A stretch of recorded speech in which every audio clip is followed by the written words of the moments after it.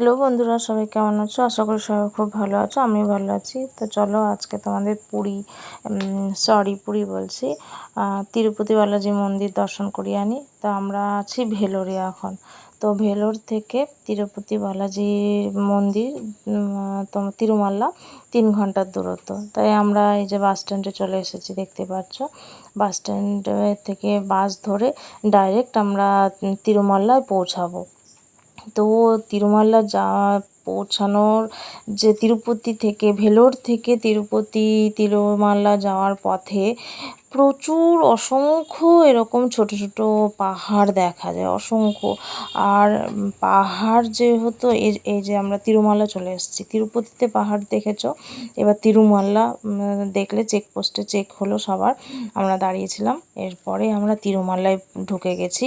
তো তিরুমালায় দেখো অসংখ্য পাহাড়, পাহাড় থেকে নেমে ভিউটা ভীষণই সুন্দর ছিল। তো আমরা চলে এসেছি একদম তোমার তিরুপতির ধামে চলে এসেছি। এখান থেকে আমরা আবার একটা প্রাইভেট কার ভাড়া করলাম। তা এবার প্রাইভেট কার করে সোজা আমরা প্রথমে চলে গেছি, আমাদেরকে দেখালো পাপ বিনাশক যে জায়গাটা, সেইখানে আমাদের প্রথম ভিজিট করারও। তো সেইখানে পাপ বিনাশকে তো তোমরা সবাই জানো, ওখানে তোমার চান করলে তোমাদের যা যা পাপ, স্বাভাবিকই মানুষ মাত্রই কিছু না কিছু অন্যায় করে, পাপ করে। তা সেই কারণে এই পাপ বিনাশকে চান করলে কথিত আছে যে তার পাপ কিছু খণ্ডন হয়ে যায়। তা আমরা তার জন্য সবাই এখানে চান করেছি। এখানে মোট তোমার 10টা এরকম সিংহের মুখের মতো জায়গা আছে, এখান দিয়ে অনবরত জল পড়ছে। লাস্টের দুটোতে দেখলাম জল পড়েনি, কিন্তু এটাতে অনবরত জল পড়ছে। তা আমরা 4জন গেছিলাম, 4জনাই এখানে জামা কাপড় নিয়ে গেছিলাম এখানে চান করব বলে। তো আমরা সব চান ঠান করে উঠেছি। উঠে এই দেখো এইখানেও প্রচুর দোকান বসেছে। এই ঝালমুড়িটা দেখো একটু ইউনিক ছিল, আমার ছেলে ঝালমুড়ি খেলো। তারপরে আমরা একটু টিফিন করে নিলাম। ওখানে যে প্রসিদ্ধ ইডলি বড়া, সেই ইডলি বড়া খেলাম। তারপরে আমরা সবাই এক এক করে তিলক লাগিয়ে নিলাম। আর তিলক লাগানোর সময় সবাই আমরা গোবিন্দা করে করে বলছিলাম। আমরা যে ছিলাম সবাই মোটামুটি তিলকটা লাগিয়েছি। তা তিলকটা লাগানোটা বেশ সুন্দর লাগলো আমার কাছে। দেখেছো কত সুন্দরভাবে তিলকটা পরাচ্ছে, খুব সুন্দরভাবে তিলক পরায় এখানে। তো আমরা সবাই তিলক পরেছি। এরপরে আমাদের সোজা নিয়ে যাওয়া হয়েছে তোমার যে ভগবানের যে মন্দির, ভগবানের এই একটা মন্দির হচ্ছে তোমার, এই মন্দিরটা হচ্ছে, দাঁড়াও নামটা ভুলে যাচ্ছি। এখানে সবই বিষ্ণু ভগবানেরই মন্দির সব কিছু। তা এই জায়গাটা হচ্ছে তোমার আকাশগঙ্গা। এই যে আকাশগঙ্গায় দেখো জল পড়ছে, এ দেখো আকাশগঙ্গার জলটা পড়ছে উপর থেকে।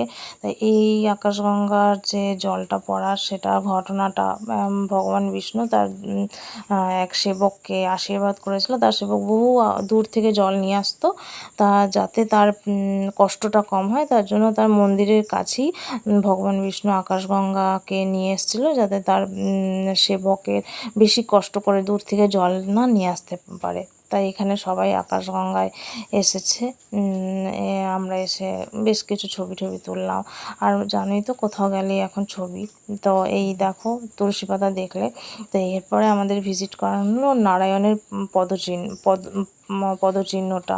তো ভগবান যখন প্রথম তিরুমালায় এসেছিলেন তার পা রেখেছিলেন এই জায়গাটাতে। তার জন্য তার পদচিহ্ন এখানে একদম সুন্দর করে বক্স করে রাখা হয়েছে, যাতে কোনো ক্ষতবিক্ষত না হয়, কেউ টাচ করতে না পারে, দূর থেকেই যাতে সবাই দেখতে পায়। তা এরপরে আমরা তার পদচিহ্ন দেখার পরে এখানে একটা দেখেছো কত সুন্দর একটা জায়গা। তা আমরা হাজব্যান্ড ওয়াইফ কিছুটা একটু পোজ নিয়ে ছবি তুললাম। আমার ভাই আবার সেগুলো ভিডিও করে রেখেছে। আমার ভাইয়ের কিছু ছবি তুলেছি, আমার ছেলের কিছু ভিডিও বানালাম, ছবি তুললাম। তা সেইগুলোই মোটামুটি এখানে দেখানোর চেষ্টা করেছি। কিন্তু দেখো ভিডিও অন করে আমরা যে কী করেছি ভগবান জানে, তখন কারোরই কোনো হুঁশ ছিল না। আমরা সবাই এতটা এক্সাইটেড ছিলাম দেখো আমার ছেলেরও কিছু পোজ নিয়ে ছবি ছবি তোলা হয়েছিল। এগুলো আমার ভাই করেছে সব, আমি অত খেয়াল করিনি যে ভিডিও অন ছিল, তার মধ্যে এত কিছু করেছে, এত কিছু হয়েছে। এর মধ্যে দেখো আমার হাজব্যান্ডও বেশ খুব এনজয় করেছে। যাই হোক, আমার হাজব্যান্ডও খুব এখানে এনজয় করেছে। এরপরে যে দেখেছ কী সব আরম্ভ করেছে ওখানে। তো চলো আমরা এরপরে যে লোকেশন আছে সেদিকে যাওয়ার জন্য এগোই। আমাদের এখানে যে ড্রাইভার কাকু দাদা আছে, সেই ড্রাইভার দাদা ডাকছে যে চলো এবার অন্য জায়গায় যেতে হবে। তো এরপরে সোজা আমরা চলে গেছি তোমার ভগবানের চরণ তো দেখলাম। এরপরে সোজা চলে গেছি চক্রধারম। চক্রধারমে হচ্ছে কথিত আছে এখানে নাকি ভগবান বিষ্ণু চক্র এখানে পড়ে গেছিলো না উনি ফেলেছেন, এই সব জিনিসগুলো অত ডিটেলসে আমি তোমাদের সাথে আলোচনা করছি না, যেহেতু কারণ আমি নিজেও সেরকমভাবে ক্লিয়ার অত কিছু জানি না এখানে। তো এখানে একজন ছেলে এত সুন্দর গান্ধী সেজে দাঁড়িয়ে আছে, আমি প্রথমে সত্যিই ভেবেছিলাম যে একটা গান্ধীর মূর্তি, তারপরে দেখি না ছেলেটা নড়ছে। তো যাই হোক, ওটা দেখা হলো, এই রাস্তাতেই ও সেজে দাঁড়িয়েছিল। তারপরে আমরা সোজা চলে এলাম চক্রধারমে। এটা হচ্ছে চক্রধারম। এইখানে কথিত আছে যে এইখানে যদি তুমি মনস্কামনা করে কিছু পয়সা ফেলো, দেখো জায়গাটা দেখতে পাবে, অনেকে পয়সা ফেলে রেখেছে, দেখো দেখতে পাচ্ছ পয়সা ফেলে রেখেছে। যদি তুমি পয়সা ফেলো তাহলে তোমার যা মনস্কামনা সেটা তোমার পূর্ণ হয়ে যাবে। তাই এরকম এখানে কথিত রয়েছে। আমরাও যে যেরকম মনস্কামনা আছে সেরকম ফেলেছি, জানি না ভগবানের কি ইচ্ছা মনস্কামনা পূরণ করবে নাকি। তো এইখানেই একটা তোমার পার্ক মতো তৈরি করে রেখেছে। এই পার্কটায় দেখো পাথরগুলো কি সুন্দর এখানে সাজানো সাজানো রয়েছে, মনে হচ্ছে যেন কেউ এসে সাজিয়ে দিয়ে গেছে, কিন্তু তাই না। যাই হোক, আমরা চক্রধাম দেখে এরপরে ফাইনাল ডেস্টিনেশন হচ্ছে আমাদের তিরুপতি বালাজি মন্দির। তা ভেতরে তো ক্যামেরা নিয়ে যাওয়া অ্যালাউ নাই, তাই আমরা পেছন দিকে ঘুরে যেখান দিয়ে তোমার পুণ্যার্থীরা ভেতরে ঢোকে খাওয়া দাওয়া হয় সেসব জায়গার রাস্তা দিয়ে আমরা ঢুকতে আরম্ভ করেছি। আমাদের ড্রাইভার দাদা এখানেই ছেড়ে দিয়েছে, বললো এখানে তোমরা দেখো, মন্দির দেখে তোমরা এখানে ভোগ প্রসাদ দিচ্ছে, 4টা অবধি ভোগ প্রসাদ দেবে, খেয়ে তোমরা বাড়ি যাবে। তো দেখতে পাচ্ছ মন্দিরটা অপূর্ব, আমি দেখে আমি মুগ্ধ। এমনকি আমি ভগবানকে খালি বলছি আমি হয়তো কিছু পুণ্য করেছি, তাই তোমার এইটুকু দর্শন করতে পারলাম, তার জন্য আমার মন ভরে গেল। এমনকি আজকেও যে ভিডিওতে দেখছি তাতেই আমার মনটা ভরে যাচ্ছে।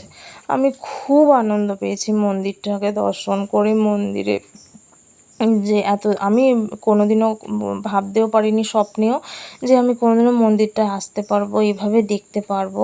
এইটুকুই যে দেখছি এটাই আমার কাছে অনেক ভাগ্য করে এসেছি, তাই হয়তো দেখতে পাচ্ছি। তো এই মন্দিরে যে আমি এইটুকু পা ফেলার আমাকে যোগ্য করেছে ভগবান, এটাই আমার কাছে অনেক বড় প্রাপ্য আজকে ভগবানের কাছে। আমি আর কিছু চাই না, ভগবান আমাকে যে এইটুকু আসতে দিয়েছে, আমি ভীষণ আজকে খুশি এই মন্দিরে এসে।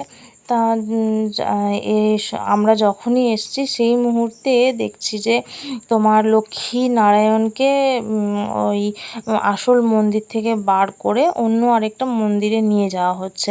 জানি না ওদের কি রিচুয়াল, কিছু হয়তো আছে রিচুয়াল, সেই কারণেই হয়তো এসব করছে। তা আমরা সবাই মিলে দাঁড়িয়ে দেখলাম, এমনকি আমরা খুবই আনন্দিত পেয়েছি যে ভগবানকে আমরা এইভাবে দেখতে পেয়েছি। তা তখন যে আমি ভগবানকে দেখব বলে এতটা এক্সাইটেড, আমি ভিডিও অন করি, আমি দেখছি ভগবানকে। তা তখন সেই মুহূর্তে অত ভালো করে আমার ভিডিও ক্যাপচার করা হয়নি, যতটুকু পেরেছি আমি ভিডিওটা ক্যাপচার করেছি।